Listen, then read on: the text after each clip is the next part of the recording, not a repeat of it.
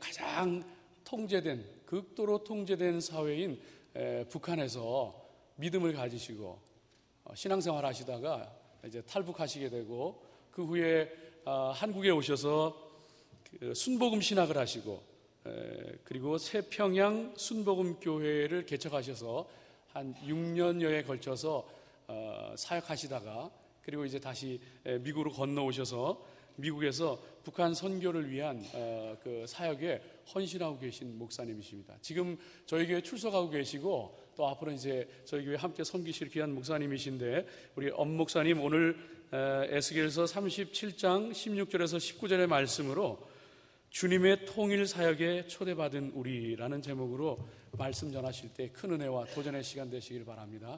박수로 맞이해 주시기 바랍니다.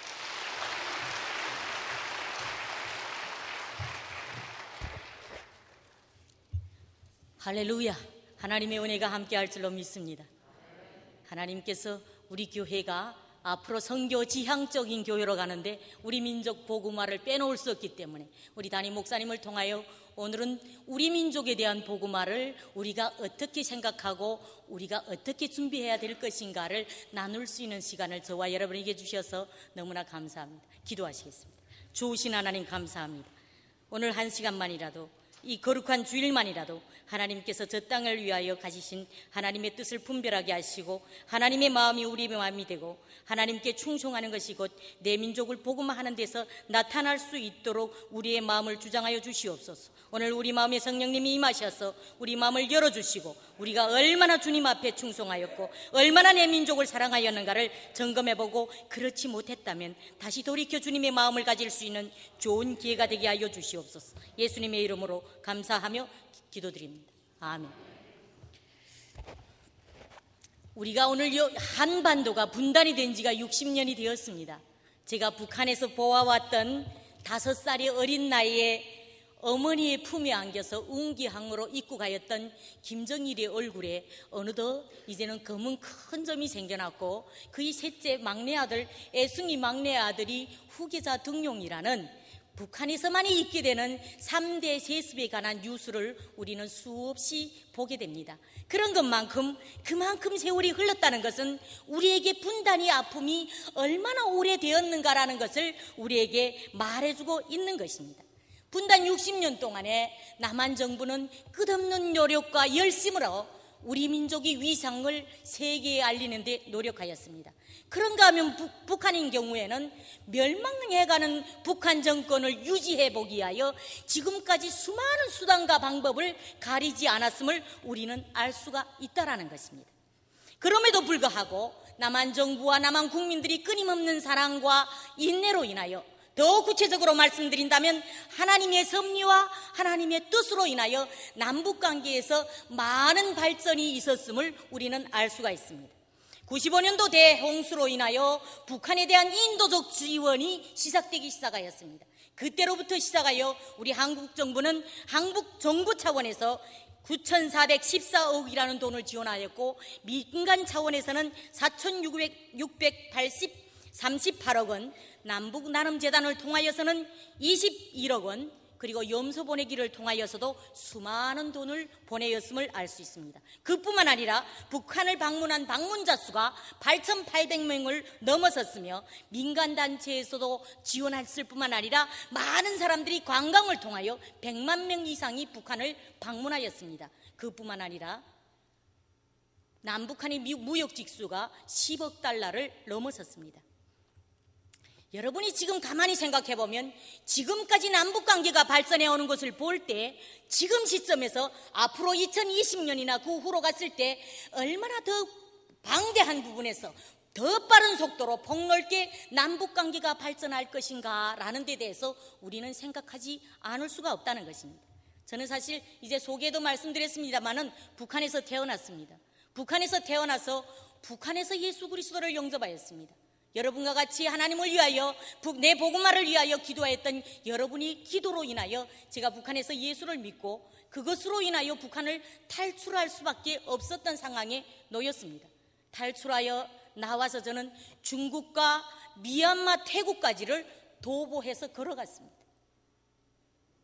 동남아를 횡단하여 한국을 가기 위하여 북한에서부터 2시간이면, 해주에서 2시간이면 서울까지 올 수 있는 거리를 횡단하여 걸어가면서 6번 감옥에 들어갔습니다. 나는 여러분 이 중에는 감옥에 들어간 분이 없으시길 바랍니다. 감옥은 우리가 생각했던 그런 이성이 통하는 곳이 아닙니다. 그런 곳에 있으면서도 오직 하나님만을 바라보고 하나님이 나를 통하여 무엇인가를 하시고자 하는 뜻이 있어서 나를 이끄셨다는 그 하나를 가지고 넘어왔습니다. 제가 사실 북한 그 감옥에 옮겨질 때마다 제가 작은 창이 있어요. 감옥에 그 창살 사이로 지나가는 새를 보면서 내가 너보다도 못하구나, 그런 생각을 많이 했습니다. 감옥에서 속죄를 차고 태국 공항으로 나와서 한국 대사관에 인계될 때 제가 비행기를 타면서 했던 결심이, 반드시 남한에 가서 2번 다시 감옥에 들어갈 일은 내가 하지 않을 것이다 라는 결심을 하게 되었습니다. 그때로부터 지금까지, 하나님이 저를 97년 북한에서 선택한 그때로부터 지금까지 제 마음에는 오직 하나님이 나를 어디에 쓰시려고, 그리고 내 민족 복음화를 위하여 내가 무엇을 해야 합니까? 라는 기도가 오늘까지 이어졌던 것을 어찌할 수가 없습니다. 어느 날 하나님께서 나에게 에스겔서 3장의 말씀들을 줄줄줄줄 꿈에 외우게 하시면서 네가 언어가 다른 민족에게 보내는 것이 아니라 네 말이 같은 내 민족에게로 보낸다는 소명을 나에게 주셨습니다. 여러분, 많은 시간에 앞으로 기회가 되면 여러분과 나누겠습니다만은 그 말씀이 오늘날에도 나에게 가끔 내가 믿음이 떨어질 때마다, 내가 괴로워할 때마다 내가 너를 내 민족에게 보낸다라는 말씀이 나에게서 계속 울려오는 것을 저는 느낄 수가 있습니다. 저는 오늘 여러분에게 거룩한 주의 날 하루만이라도 고향과, 여기에는 중국에서 오신 분도 있고 남한에서 오신 분도 있고 미국에서 태어난 분도 있습니다만은 고향과 떠나온 나라, 내 조국이 다를지라도 하나님의 마음을 가지고 내 민족 복음화라는 민족 앞에 놓여있는 소명 앞에서 이 하루 1시간만이라도 주님 앞에 드리시기를 예수님의 이름으로 빕니다. 남북한의 분단 문제에 대해서 많은 사람들이 구소련의 부추김을 받은 김일성에 의해서 분단되었다라고도 말합니다. 또 어떤 사람들은 미국이나 소련과 같은 국제사회의 열강들 사이에서 우리는 희생양이 되었다라고도 말합니다. 또 일부 사람들은 사회주의와 민주주의 이데올로기의 산물이 남북한의 분단이었다라고도 말합니다. 물론 다 근거가 있는 말이라고 저는 생각합니다. 그러나 하나님을 믿는 우리 그리스찬이라면 그 원인이 어디에 있는가를 하나님의 말씀에서 우리는 찾아볼 수밖에 없다는 것입니다. 내가 오늘 여러분에게 책 소개를 하려고 하는 것은 아닙니다만은 내가 얼마 전에 하나님의 선민 알이랑 민족이라는 책을 읽었습니다. 여러분 보셨는지 모르겠습니다만은 그 책에서 저자는 알이랑 민족이라는 것, 알이랑이라는 우리 민족 전통 가요가 알은 하나님이고 이랑은 갑순이랑 갑돌이랑 너랑 나랑 하는 것처럼 하나님과 함께 해 뜨는 동방을 찾아와서 하나님을 섬겼던, 하나님께서 이 마지막 때 쓰시고도 숨겨놓은 선민이며 욕단의 후예라는 것을 책에서 잘 저자가 서술하였습니다. 우리 민족의 역사와 성경을 기초로 하여 서술하였습니다. 저자의 말대로라면 예수님을 상징으로 하는 사론의 꽃인 무궁화를 국화로 하며 국가로서 하나님을 찬양하며 인류가 최초에 불렸던 찬송과 아리랑을 민족 전통가요로 하며 성결의 뜻을 담은 백이민족으로 태어났다는 것은 나뿐만 아니라 여러분에게도 긍지와 자부감으로 다가올 줄로 믿습니다. 욕단이나 단군까지 거슬러 가지 않아도 지금으로부터 한 100년 전만 거슬러 가더라도 우리 한반도가 얼마나 하나님을 잘 섬겼던 민족이고 그런 땅이었는가를 여러분이 잘 아실 것입니다. 북한 평양을 동방의 예루살렘이라고 불렀고 하나님의 성령의 위대한 역사들이 평양비에서부터 일어남으로써 평양 대부흥이 전 우리 대한민국을 휩쓸 수 있었고 평양의 장터에 장날과 주일이 겹치는 날이면 모든 사람이 교회로 가 주님을 예배하기 때문에 장터에 사람이 없었다라고 기록하는 아름다운 역사를 가지고 있는 우리 민족입니다. 그런데 오늘날 한반도 절반에 그렇게도 사탄으로 가득 찼고 우상 숭배로 가득 찬 한반도이기 때문에 세상에서 가장 비난을 받고 세상에서 가장 비참하고 어려운 그런 나라로 된 것은 우리 민족 앞에 나와 여러분께도 수치와 하나님 앞에 미안함으로 다가오지 않을 수가 없다는 것입니다. 모세는 이스라엘 백성을 가나안 땅에 들어가기 전에 그리심산과 에발산에 세워놓고 너희가 가나안 땅으로 들어가서 하나님을 어떻게 잘 섬기면 이런 축복을 받을 것이고 하나님을 버렸을 경우에 어떤 저주가 내릴 것이라는 것을 신명기 28장에 잘 소술해 놓았습니다. 그 15절 이하에 있는 모든 저주들이 오늘 북한 땅에 그대로 내려지고 있다고 한다면 여러분이 믿으시겠습니까?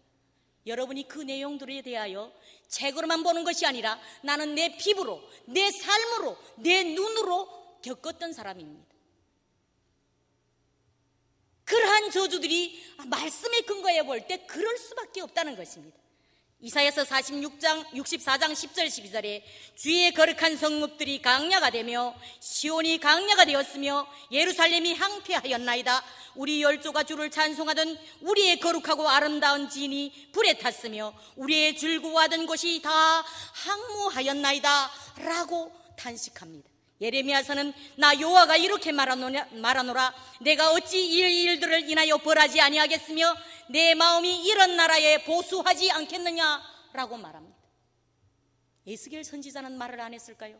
에스겔 선지자는 5장 11절에서부터 12절에 그러므로 나 주 여호와가 말하노라. 내가 나의 삶을 두고 맹세하노니 내가 모든 미운 물건과 모든 가증한 일로 내 성소를 더럽혔은즉 나도 너를 아껴보지 아니하며 긍휼을 베풀지 아니하고 미약하게 하라니 너희 가운데서 3분의 1은 온역으로 죽으며 기근으로 멸망할 것이며 3분의 1은 너희 사방에서 칼에 엎드러질 것이며 3분의 1은 내가 사방에 훑고 또 그 뒤를 따라 칼을 빼리라.